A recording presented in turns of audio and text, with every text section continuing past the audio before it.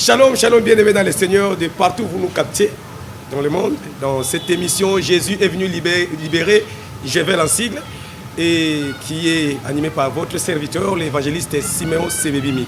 Je suis aussi médecin pour ceux qui ne le savaient pas. Voilà, bien-aimés, nous venons dans ce nouveau numéro pour attaquer ce qu'est vraiment la délivrance. C'est vrai, il y a beaucoup d'enfants de Dieu qui aujourd'hui sont en train de passer de main en main, de chaîne en chaîne, d'église en église, de retraite en retraite, de veillée en veillée, en train de chercher la délivrance parce que ça fait parler de soi. C'est vrai. Mais sachez-le une chose, il y a l'apôtre Paul qui dit à Timothée, sache bien que l'athlète n'est pas couronné s'il ne court selon les normes. C'est très important. Tu cherches la délivrance, c'est vrai, mais si tu n'es pas dans les normes, tu finiras par traiter la parole de Dieu du mensonge alors que Dieu est vrai. Jésus-Christ est la vérité, il est le chemin, il est la vie. Donc, c'est à toi plutôt de chercher à comprendre qu'est-ce qui se passe. La délivrance. Si vous parlez de la délivrance, d'abord, tout le monde peut être délivré. Oui, mon frère, peut-être tu es hostile à ce terme délivrance. Comme beaucoup d'enfants de Dieu, comme beaucoup de prédicateurs parfois, qui, quand on parle de délivrance, ne voit que démons. Non, non, non. Chacun a besoin de la délivrance par rapport à ce qui est en train de l'importuner, en train de le déranger, en train de lui ôter la paix. Même quand tu as faim là, quand tu as faim, tu as besoin de la délivrance. La délivrance, c'est quoi? C'est qu'on te donne à manger. Tu es délivré de la faim, c'est tout. Donc, la délivrance, il faut savoir maintenant de quoi tu dois être délivré. Frères et sœurs, il y a un processus pour la délivrance. Il y a des points que tu dois retenir pour parvenir à la délivrance. Pour que quelqu'un parvienne à la délivrance, la première des choses, il doit arriver à prendre conscience de son état. On ne peut pas être délivré de quelque chose qu'on ignore. Quand on n'est pas conscient de son état, on ne peut pas chercher la délivrance. La conscience, d'abord, la prise de conscience, c'est le premier point pour que quelqu'un parvienne à la délivrance. Vous allez voir un fou. Les fous, surtout au début de cette maladie-là, ils ne connaissent pas, ils ne sont pas conscients de leur état. Demandez à tous ceux qui ont eu un frère, un membre de la famille qui est arrivé à ce stade de la folie. Quand on commence, les problèmes commencent, on constate un dérèglement dans le langage, dans les gestes, dans les comportements. On veut l'amener à l'hôpital. Il vous dira toujours que c'est vous qui êtes en train de chercher à le tuer. Il n'est pas malade. Un fou va t'insulter que tu es fou. Parce que lui-même, il est bien. Tu le verras dans une poubelle là, très joyeux pour les fous joyeux. Pendant que toi, tu as horreur de ce qui se passe là, lui est dans la joie. Parce qu'il ne sait pas qu'il est malade. Il ne sait pas qu'il est malade. Il ne cherchera jamais la guérison. Il n'ira jamais à l'hôpital. De même, beaucoup d'enfants de Dieu aujourd'hui, surtout les anciens dans les églises, ils refusent de se rendre compte de leur état. Il a des problèmes, mais il fait comme si non, il n'y a pas de problème. Écoutez, il y a la prédication sur tout va bien. Hein? La prédication de la foi sur tout va bien. Beaucoup de gens le disent, tout va bien, tout va bien, tout va bien. Écoutez, bien-aimés dans le Seigneur, tout va bien, on ne le dit pas à n'importe qui. La femme sunamite a dit tout va bien à son mari qui ne pouvait rien. Même elle disait à son mari, la situation de l'enfant, qu'est-ce que son mari allait faire? Rien du tout. Mais quand elle est arrivée devant Élisée, elle n'a pas dit que tout va bien. Elle a même menacé Élisée. Lisez ça bien dans la Bible. Quand ça ne va pas, ça ne va pas. Tu refuses de prendre conscience que ça ne va pas dans ta vie, tu resteras comme cela. Tu refuses de reconnaître ton état, tu seras toujours comme ça, mon frère. En train de prêcher, mais ailleurs, quand tu reviens chez toi à la maison, il y a quelque chose qui ne va pas. Prends conscience de ton état, frère. Prends conscience de ce qui se passe. Même l'enfant prodigue, il est allé, mais finalement, il s'est mis assis, il a réfléchi, il s'est rendu compte de son état. Prends conscience que tu es malade. Prends conscience que tu es limité. Prends conscience qu'il y a des problèmes qui te dépassent. Prends conscience de ton état. La prise de conscience de son état est le premier élément. Quand on ignore qu'on est malade, on ne sera jamais guéri. Dis à ton voisin que tout va bien. Dis à ton père, à ta mère, à tes frères et sœurs que tout va bien. Mais ne dis pas à ton pasteur que tout va bien. Prends conscience de ce qui se passe dans ta vie. Dis-lui, papa, ça ne va pas. C'est comme cela. Quand tu as conscience qu'il y a quelque chose qui ne va pas, c'est alors que tu peux aller au deuxième point, qui est le désir de quitter ce stade-là. Le désir de changer. Parce qu'on peut prendre conscience de son état. Mais si on n'aspire pas au changement, rien ne marchera. Si ça ne dépendait que des serviteurs de Dieu, on allait passer dans des hôpitaux, partout pour distribuer des guérisons. Mais la Bible conditionne cela par celui qui croira. C'est important. Vous allez voir qu'il y a même des gens qui sont des esclaves. Mais à la 50e année, l'année du jubilé, où chacun doit partir chez lui, il y a des esclaves qui se disent non, en tout cas chez mon maître ici, c'est mieux que même chez nous, je préfère rester esclave. Donc il aime son état, il s'adapte à son état, il est conscient mais il aime ça, il préfère vivre comme cela. Une telle personne, on va lui percer l'oreille et elle va demeurer à vie esclave. Ne t'adapte pas, oh mon frère, ma soeur, à la négativité. Ne t'adapte pas à la médiocrité. Ne t'adapte pas pour dire on est déjà habitué, bon voilà, on est habitué. Non, ne t'habitue pas à ce qui te ronge. Prends conscience et aspire toujours au changement. Job a dit, même s'il ne me restait plus que les os, mon Rédempteur est vivant. Il se lèvera le dernier et mes yeux les verront. Il aspirait toujours. Tu dois aspirer au changement. Tu dois chercher à changer ton statut. Tu dois chercher à quitter là où tu es. Vous verrez quelqu'un à l'âge avancé mais qui vit dans des conditions qui ne sont pas bonnes. Mais il aime ça. Il s'adapte à ça. On a dit à Moïse, n'y avait-il pas de sépulcres en Égypte? Il fallait nous laisser en Égypte car nous aimons mieux servir les Égyptiens. Il y a des gens comme ça qui préfèrent, qui s'adaptent et qui préfèrent bien vivre dans leur vie là. Oh mon frère, comme tu m'entends là, je veux que tu te révolutionnes à partir de maintenant. Tu dois quitter ce stade là, tu dois quitter cette situation là parce que c'est possible. C'est possible que tout change dans ta vie. C'est possible que tu arrives aussi à accomplir les désirs de ton cœur. Dieu ne peut te donner que selon les désirs de ton cœur. Dieu ne peut te donner que selon la vision que tu as, mon frère. Si tu n'as pas de vision, si tu n'aspires pas au changement, Dieu ne fera rien. Écoutez, il voit Bartimée. Bartimée aveugle dit, oh fils de David, aie pitié de moi. Oui, il dit, faites-le venir. Quand Bartimée est arrivé, Jésus pouvait directement le guérir. Mais il demande à Bartimée, que veux-tu que je fasse? Si Bartimée avait dit, oh Seigneur, donne-moi un peu d'argent, on allait lui donner l'argent, il allait demeurer aveugle. Il est écrit, fais de l'Éternel tes délices et il te donnera ce que ton cœur désire. Celui qui a besoin de $5 de la part de Dieu, Dieu lui donnera $5. Celui qui a besoin de $500,000, Dieu lui donnera aussi $500,000. Le même Dieu, il donnera à chacun selon son désir. C'est important. Donc, si tu n'aspires pas au changement, tu ne vas pas travailler pour cela. Donc, le deuxième point, c'est l'aspiration au changement. Tu dois désirer les changements. Tu dois avoir une vision de toi. Ce que tu vois, c'est ce que Dieu va te donner. Ce que tu ne vois pas, Dieu ne te donne pas. Donc, le deuxième point, c'est celui-là. Est-ce que tu as un désir, mon frère? Est-ce que tu as un désir, ma soeur? Laisse-moi te dire qu'au travers de ces émissions, tu parviendras à le réaliser. Dieu te l'accordera. Dieu te donnera à atteindre ces objectifs-là. Rien n'est impossible à Dieu. Et il dit d'ailleurs, élargis l'espace de ta tente. Élargis l'espace de ta tente. Élargis ta vision. Espère en l'Éternel. tu ne seras pas confus.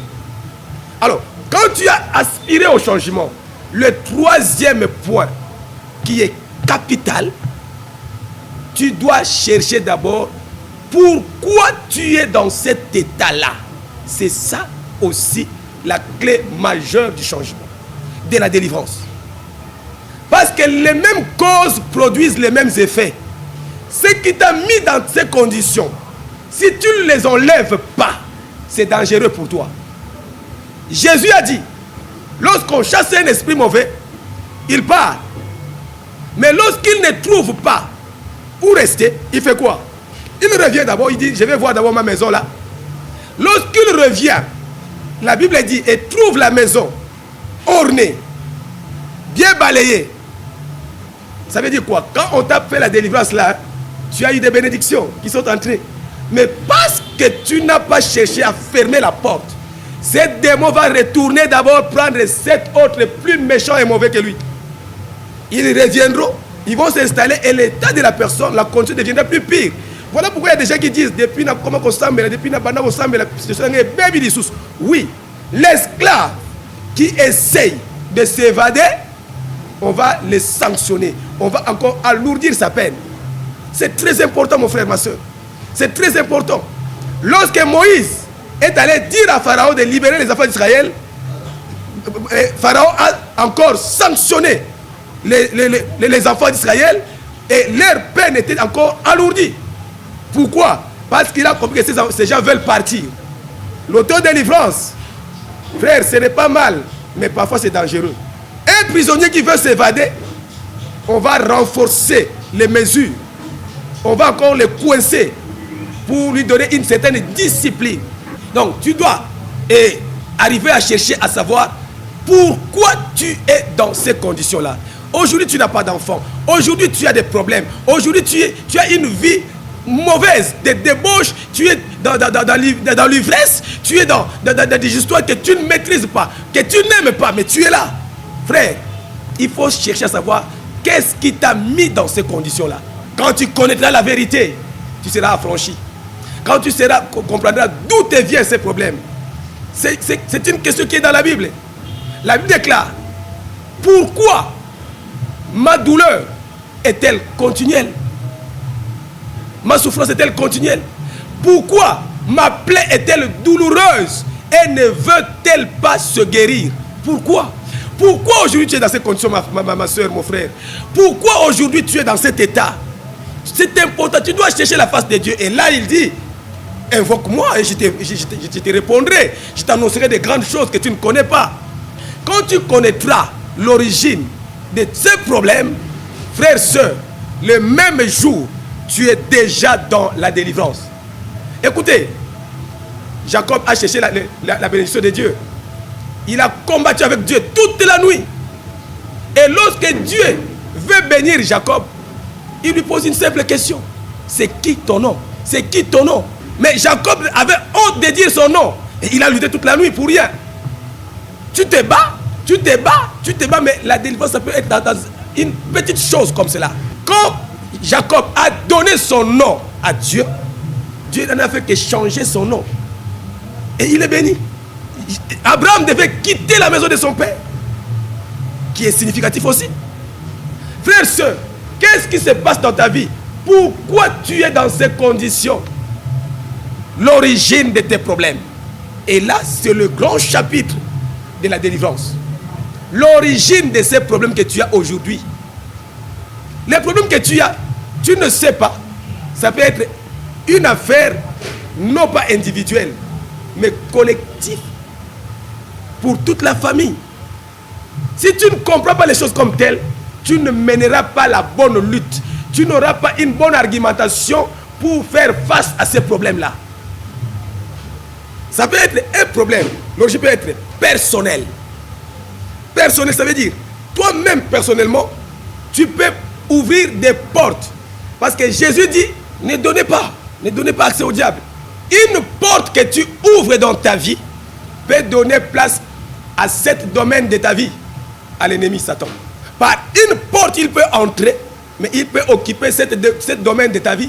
Et quand tu ne sais pas qu'il y a une porte qui est ouverte, frère, soeur, on peut chasser les démons, mais il sait où il va revenir. C'est donc impérieux. C'est vraiment impérieux que tu apprennes à chercher Dieu pour connaître les portes de cette situation qui, aujourd'hui, nuit à ta vie. Ça peut être une porte personnelle, comme je l'ai dit là, toi-même, par tes paroles, par tes œuvres, par les lieux où tu te trouves, tout ça, on le verra. Ça peut être une porte familiale, nous montons. Par ton origine, par tout ce que tu as hérité de tes pères, frères, beaucoup aujourd'hui se battent pour des maisons, l'argent de compte en banque et des richesses que papa a laissées, l'héritage. Est-ce que tu te bats pour savoir quel héritage spirituel votre père vous a légué? C'est important. Or, la vie de l'homme, c'est d'abord le spirituel. Si l'héritage spirituel est mauvais, oh frères, sœurs, même quand tu auras des maisons là, tu n'auras pas de paix et de joie. Par tes pères, tu as acquis un certain héritage. Tu as reçu un certain bagage spirituel. Ce n'est pas pour rien qu'il est écrit dans 1 Pierre. Ce n'est pas par des choses périssables, de l'or ou de l'argent, que vous avez été rachetés de la vaine manière de vivre que vous aviez hérité de vos pères. C'est très important. C'est très important. Cette porte familiale, nous allons la développer en son temps aussi, pour que tu comprennes qu'aujourd'hui, tu ne peux être qu'en train de subir des conséquences de certaines choses. Et lorsque tu ignores cela, c'est à l'avantage de l'ennemi. La porte familiale, tu vas la comprendre par ce que j'appelle l'uniforme familial. Tu vas voir que c'est un cas qui vous est commun, vous tous dans votre famille, ou la majorité, des cas qui se répètent par rapport à ce domaine de ta vie. Vous allez voir que vous tous, vous avez tel problème, tel problème, tel problème. Mon frère, là, ce n'est pas une affaire individuelle.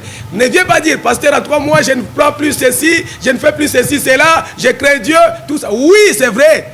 Tu es peut-être la fille de Jairus. Tu as la vie éternelle, mais tu es faible et il te faut cette connaissance. Que tu saches qu'il y a des choses qui ont été faites dans votre famille, qui ont été dites sur votre famille et qui s'appliquent. Il est écrit, les pères ont mangé les raisins verts et les dons des enfants en ont été agacés.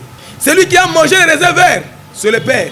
Mais celui dont les dents sont agacées, c'est le fils. David, dans Psaume 90, il est en train de maudire son ennemi. Mais dans sa malédiction, il dit que ces enfants deviennent des vagabonds, qu'ils mendient leur pain loin de leur demeure en ruine, que personne n'ait pitié de ces orphelins. Oh frère, aujourd'hui tu es disgracié. Les gens ne sont pas sensibles à tes problèmes. Tu es défavorisé. Partout où tu passes, ce sont des problèmes qui te suivent. Ça peut ne pas être ton affaire à toi.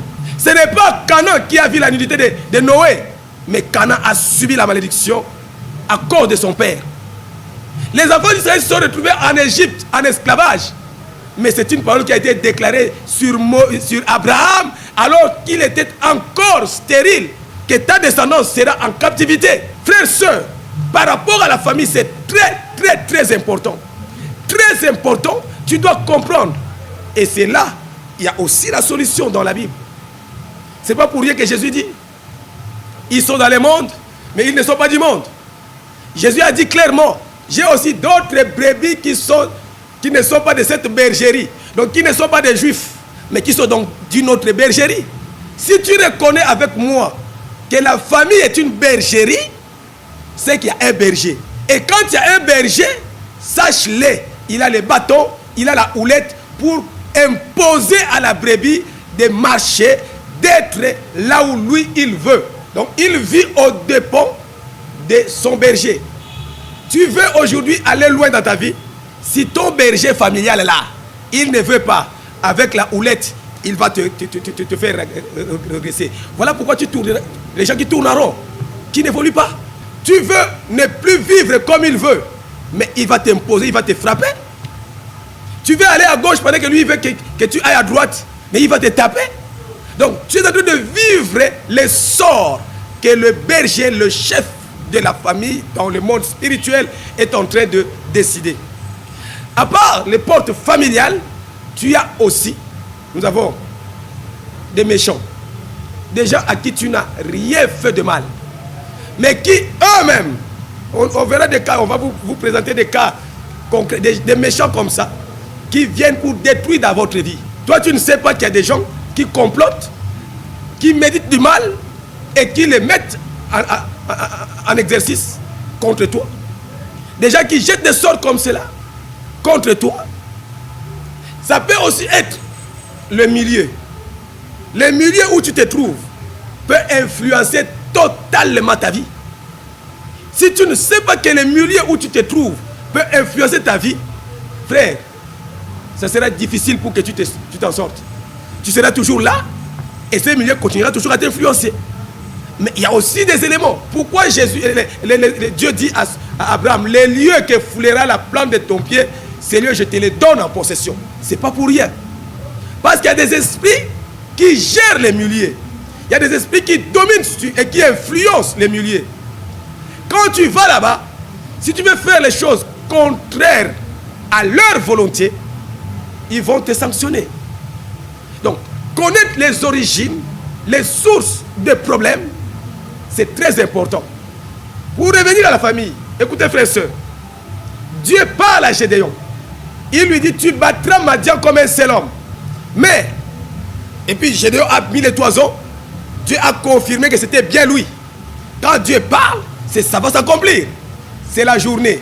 Mais la nuit, Dieu revient pour dire à Gédéon, ne va pas d'abord te battre.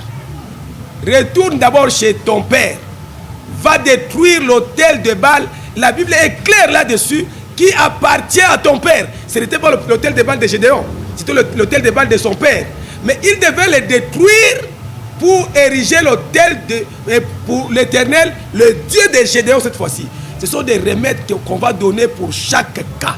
Et frères, sœurs, je viens t'annoncer parce que tu as entendu cette vérité. Quelle que soit l'origine de ton problème, au nom de Jésus, tu seras libéré. Tu seras affranchi. Car pour chaque porte, la solution a été donnée par Jésus-Christ. Et si tu crois, tu verras la gloire de Dieu. Voilà pourquoi, bien-aimé dans le Seigneur, tu peux nous contacter toujours par les coordonnées qui sont affichées au bas de votre petit écran. Et nous allons vous aider. Vous aider parce que Dieu vous révélera des choses. Si tu peux partager avec ton pasteur, ou si tu peux nous contacter par les adresses qui sont données, nous allons vous aider à aller pas à pas et à témoigner un jour que réellement Jésus n'a pas changé, il est le même. Et ça, c'est une affaire d'enfant de Dieu. Si tu n'as jamais reçu Jésus-Christ dans ta vie, tu dois commencer par là. C'est par là que tu dois commencer. Recevoir Jésus-Christ dans ta vie comme Seigneur et Sauveur. C'est alors que tu peux accéder aux choses que je suis en train de dire ici. Sinon, ça ne te concernera pas. Si peut-être tu as déjà engagé et tes pas dans l'église, mais sans pour autant recevoir Jésus-Christ au préalable, tu n'es qu'un parachutiste, tu n'es qu'un ramassis. Il est temps que tu te remettes en ordre en commençant par recevoir Jésus-Christ. Et je peux t'aider à le faire. Tu dois l'inviter comme ton Seigneur et ton Sauveur. Et quand il entrera dans ta vie, il prendra ce qui est à toi et il te donnera ce qui est à lui. Est-ce que tu peux le faire? Suis-moi dans cette prière. Dis, Seigneur Jésus, je viens auprès de toi, aie pitié de moi. Je suis un homme pécheur. J'ai dirigé ma vie moi-même et le salaire de mes péchés, c'est la mort. Mais aujourd'hui, j'ai entendu ta voix. Je crois que tu es mort pour mes péchés. Tu es ressuscité, tu es vivant. C'est pourquoi j'ouvre mon cœur. Je t'invite, Jésus, entre dans mon cœur. Sois mon Seigneur personnel. Sois mon Sauveur personnel. Donne-moi ta vie. Prends mes peines. Prends mes péchés. Inscris mon nom dans le livre de vie. À partir d'aujourd'hui, je renonce à toutes les œuvres du diable. Et je t'ai choisi, Jésus. À partir d'aujourd'hui, je le crois et je le confesse. Je suis devenu enfant de Dieu au nom de Jésus-Christ. Reste calme, je vais prier. Seigneur, merci pour ces nouveaux noms inscrits dans le livre de vie. Que ta grâce, oh Dieu, repose sur eux. Et que ta fidélité s'exerce parce que tu as dit, j'ai soupiré avec eux, avec lui et lui avec moi. Il est temps maintenant, oh Dieu, que tu prennes ces peines, que tu pardonnes ces péchés et que tu les laves. Par ton esprit, conduis-les désormais dans le sentier de la justice, parce que c'est ta brebis que tu as racheté par le sang de Christ. Qu'ils ne vivent plus sous l'influence de la famille, mais que toi-même, ô Éternel, tu accomplisses en lui tes projets de paix et de bonheur au nom de Jésus-Christ. Amen. Voilà, je vais prier maintenant pour tout le monde. Tu es malade, tu as un problème quelconque, mon frère, aie confiance en Dieu. Là où tu es, ferme tes yeux, je vais prier pour toi. Père Saint, à la croix, tout est accompli. À cet instant, au nom de Jésus, j'ordonne à toute puissance maléfique qui dominait dans la vie de cet enfant de Dieu, sort de sa vie et retourne dans le lieu aride. Quels que soient les problèmes, oh Dieu, quelle que soit son origine maintenant, par ta souveraineté, j'ordonne que ces problèmes les quittent. Je proclame les miracles. Par la puissance du Saint-Esprit, je déclare la solution au nom de Jésus-Christ. Sois béni. Toi qui es malade, sois guéri à cause de maîtrise de Jésus-Christ. Toi qui es stérile, aujourd'hui je proclame la fécondité dans ta vie. Sois fécond au nom de Jésus. Sois fécond au nom de Jésus-Christ. Multiplie-toi. Père, merci pour les ouvertures. Merci pour les portes qui s'ouvrent. Merci pour les connexions. Merci pour la restauration. Merci pour la solution miraculeuse. Soyez bénis au nom de Jésus. Amen. Que Dieu vous bénisse. C'était donc votre émission. Jésus est venu libérer avec votre serviteur, l'évangéliste Siméon Sebebimi. Donc, les prochains numéros, c'est tout à l'heure sur la même chaîne. Donc, partagez, communiquez aux autres, intéressez aux autres, parce que c'était intéressant pour toi. Pourquoi tu vas les garder pour toi-même? Parle-en aux autres. Que Dieu te bénisse pour tout ce que tu es en train de faire et que tu témoignes aussi que Dieu t'a visité. Amen.